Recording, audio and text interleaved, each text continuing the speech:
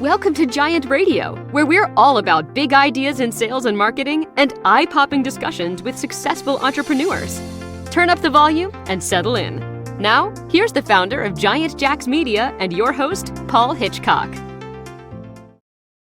Thank you for jumping on to this show. And I do this every week at this time. You want to stay focused because it's all about giving back to you, helping you in some way to grow and nurture your business with the tools, strategies, and tips that I bring to this show. And so today, really fired up because we're talking about outreach. This is lead generation campaigns, building your network, something we all need to be doing as you're growing a business or you're a professional, whatever the case is. We have to have this going on, and there's two sides of it that need to work together to make it smooth, and I want to talk about those in this episode. Let's jump into it.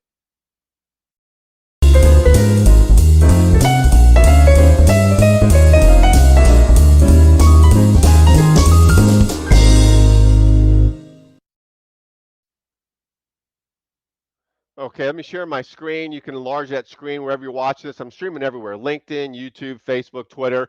So wherever you're seeing this, thanks for being here. And so let's talk about this. This is, lead generation, outreach, building your network. I always ask people, do you have an identifiable and repeatable process to reach out, to connect with people, get in conversations, and so forth? And most don't. It's sort of bubblegum and toothpicks with a lot of people. And so I just really want to stress this is a main component of building and nurturing any business is lead generation. And I look at it differently than a lot of people. I want to build up a big network of targeted prospects, build up a very, very big fat network, make a lot of noise, build a pipeline, do it in a very professional way, not pitchy, and reach out to people that I know I want to work with. So the you've got to figure that out and get that process going. When we talk about reaching out and building a network, there are two broad areas involved here. There's the front end and the back end. Now, there's a lot of nuance with lead generation campaigns, but I'm just going to focus on a piece of it here. The front end of lead generation is where you're putting together your target niche. You're putting together your messaging of what you want to say when you're reaching out to people. And you then are reaching out. And maybe this is campaigns on LinkedIn, maybe this is email campaign, wherever this is happening, you can measure this, the front end of it. And the metrics on the front end of any outreach campaign are never a mystery, whether it's email, direct messages, obviously phone calls. You can measure the front end of it, and you can see what's happening. And there is no gray area. Either it's working or not. You can see your email open rates. You can see, are people connecting with you? Let's say you have a connection campaign, excuse me, going on LinkedIn. Are people connecting? Are they responding? You can measure this. These are the metrics of the campaign. And I want to make sure to see here, get the next slide. You are able to see all that and understand, is it working or not? And it really is part of your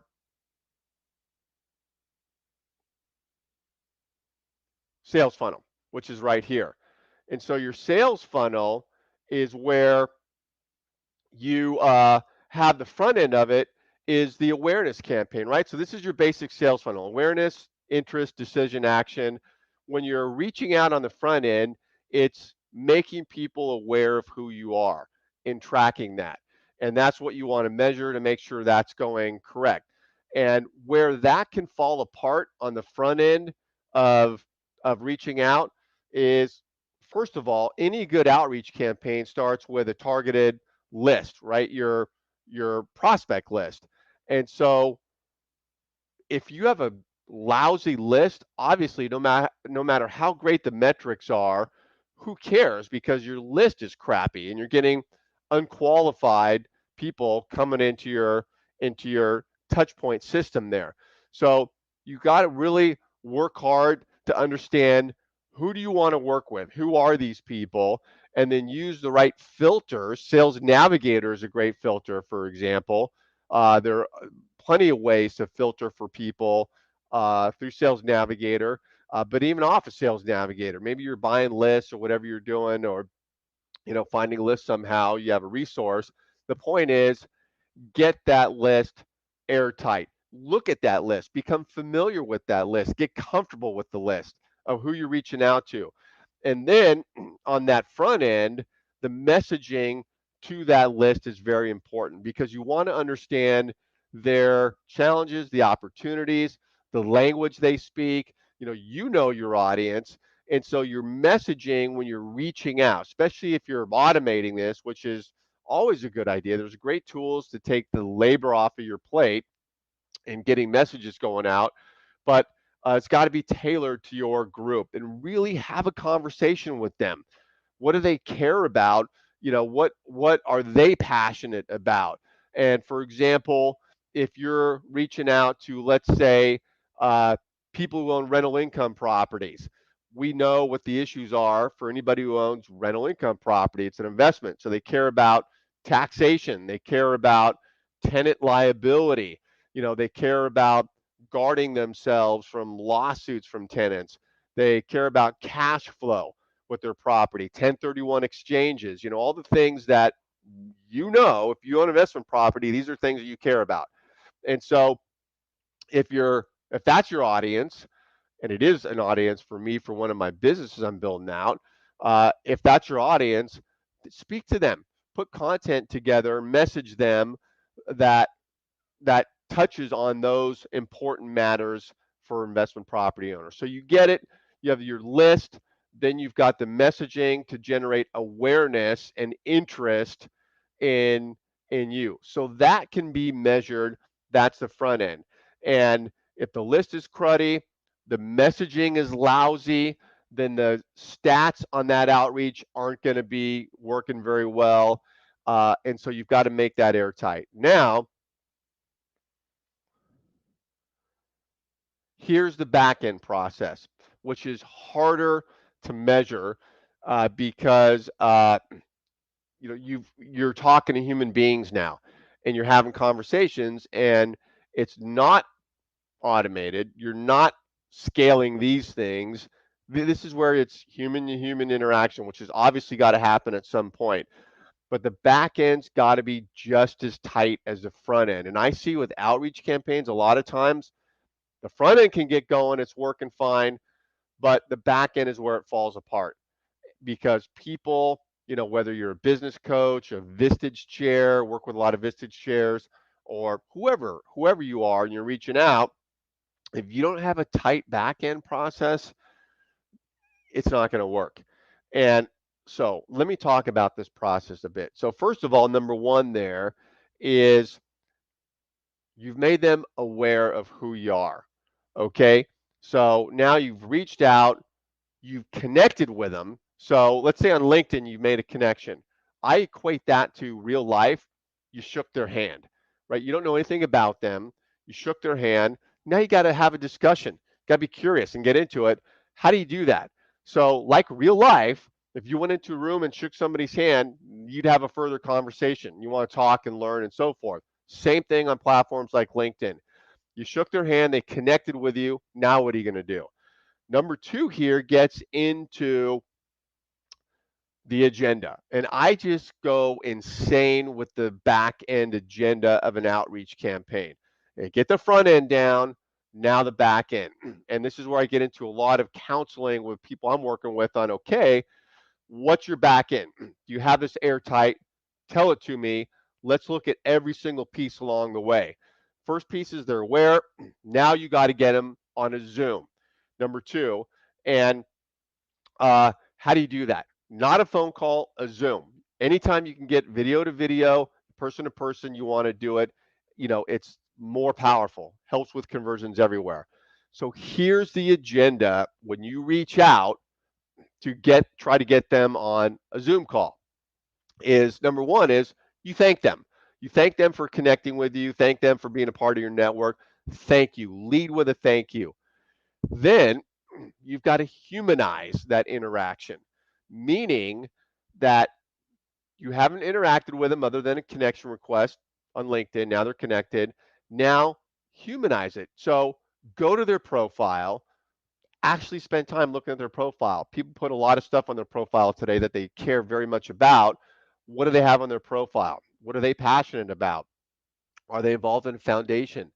Maybe they started a foundation, or some people put information about their family on there. I mean, more and more people are really making that their landing site for their bio page, and so you can find things on there that people really care and are passionate about. And so after you thank them in your message, then you humanize that message saying, "Hey, I saw your profile, checked it out, looks great. I love the foundation that you're working on, women in leadership. I have 3 girls I'm raising myself and love that. Would love to hear more about that." Boom, done. You've humanized it. You've told them in just a few seconds. You've actually looked at their profile. You spotted something they care about. You commented on it. You're curious about it. Huge, huge win for the agenda for that. Now you want to go to relevance. Why are you reaching out to them? And so this is where you make the relevance on the business side of things. Hey, I see that you own investment property, and I have some incredible collaboration going on with other investment property owners, and I'd love to learn more about what you're doing in that space, and I can share what I'm doing. I know it would be a meaningful conversation for both of us, and I like going deeper with my first level connections. Relevance. So now they understand, okay, he's working with property owners. I get it, and I could even expand on that a little bit and tell them what I'm doing. But the point is make a relevant statement about why you're reaching out. And now you go into the call to action or the CTA. What is your call to action? Zoom. Got to get them on a Zoom. So now you just end it with, thanks again. Would love to jump on a Zoom with you. I'll include my calendar link. Let's grab a time. Look forward to it. Sign off. So now I want to talk about how to do that on LinkedIn, because we all have the ability to send a video message on the LinkedIn mobile app. So when somebody connects with you on LinkedIn for the first time and you want to chat with them, send them a video. Go to your mobile app, click message, click the plus sign. There's a drop down menu. You'll see video. Send it. That video shows up in their messaging app with their face, a play button. It's a very powerful tool when used properly. And this is the agenda I run through on that video. But if you're typing a message, run through this agenda also. Keep it tight. And in that video on the LinkedIn messaging app, they give you 2 minutes to leave a message. I usually take about 45 seconds to a minute. It doesn't take long. I crank those out. Boom, done, move on. Okay, now you get to step. So they book a Zoom. You got a Zoom going. This is where it can drop off too. You don't want to just have fluffy conversations. What are you talking about on your Zoom call? Have an agenda. And the agenda is on the Zoom call. Build rapport. So now you're talking to them. Have some rapport building there, starting off right away. If you can inject some humor into it, great. If you're not a humorous person, fine too, but build rapport there. Smile and get to know them. Comment on something. Maybe they have something interesting in their background. I remember talking to a guy, and he had a bunch of rock and roll posters in his background. I made a comment, said, "Hey, there's a band I loved on there," and it's just rapport building there. I noticed it. I was curious. It was a passion of his. He started talking about a few of these bands. So build rapport, then start asking questions, right? Be curious. Don't go right into yourself. Ask questions, because you reached out to them. You're connecting for the first time.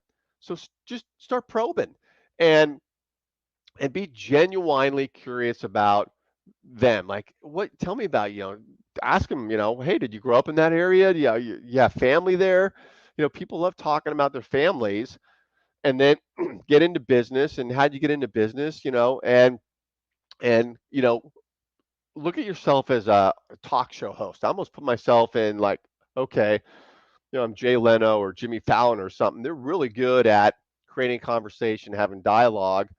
Be that person. And when you start asking the right questions, especially on the business side, then you can start to glean from their answers where you sync up with them as far as what you do in your business and where there might be some opportunity to take this discussion further. And so you ask the right questions, uh, and that can be very key. Then you want to get into about you, of course, saying, "Great, hey, awesome, love hearing about you. Let me tell you what I've been doing," you know, and then you get into yourself and what you're doing, and then you want to talk about what is the next step? What is the next step on your Zoom? You can't just say, "Oh, great, nice talking to you," and then move on. You got to have a call to action to continue forward. Depending on your outreach and what you're trying to accomplish, could be a demo that you do as a follow-up. Hey, let me show you. So, maybe you came up in conversation. If you're strategic and you want to get to that point, you can bring it up. You can say, hey, let me show you what I'm talking about. Let's set up a 45-minute Zoom. I'll share my screen and show you. You'll love it based on what I know about your business now. I think, hey, you might benefit from this. I know you will. That is a great conversion mechanism to get them on a follow-up where you're actually sharing the screen, doing a bit of a demo, and then learning more about their business and so forth. And um, maybe you have a podcast show and you want to use that tool to further the discussion. You invite them, say, hey, you'd be a great guest in my leadership podcast show. Let's do that. I can learn more about you. We'll get that out. We'll get that out to my network. You can have the link to get it out to your network. That can be a strategic follow up, if you're in tune to that. So the point is, have a follow up mechanism once you get on that Zoom call. So, in summation here, front end, back end of outreach. Make sure you have an outreach process going that's identifiable. You can repeat it, and then follow these tools and tips and strategies here, and it'll work for you. Now, if you ever have any questions on anything I'm doing here, love giving back.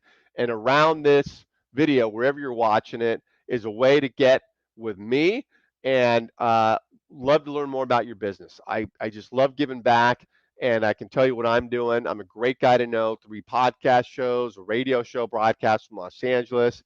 Through my businesses, we're doing 40 workshops a year. I write a huge blog that goes out to 120,000 people and would love to have you in my network to help you learn more about you as well.